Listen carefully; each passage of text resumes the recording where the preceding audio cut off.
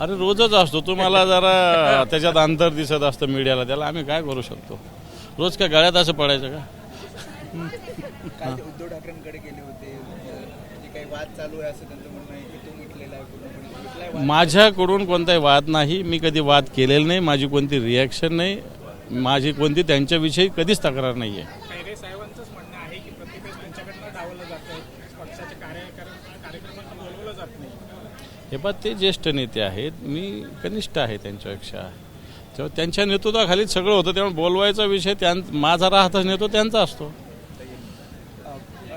नवी मुंबई, ठाणे, मुंबईमध्ये काही प्रायव्हेट खाजगी गाड्या जातात. तुम्ही सुद्धा विधान भवनामध्ये अधिवेशनाच्या वेळेस सिटी फ्लो जी कंपनी आहे त्या संदर्भात पत्र दिलं होतं.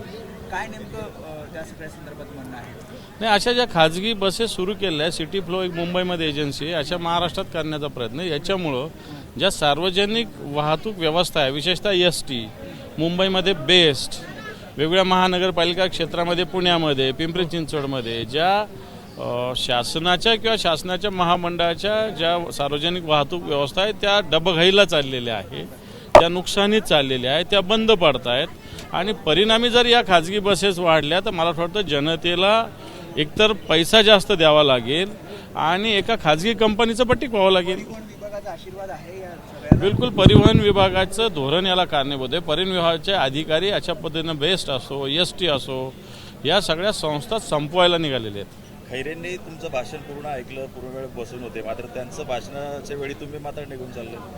नाही, त्यांचं भाषण सकाळी झालं ना, आता थोडी भाषण आहे, आता नाही त्यांचं. आता फक्त उद्धव साहेबांचं आणि राऊत साहेबांचं भाषण आहे.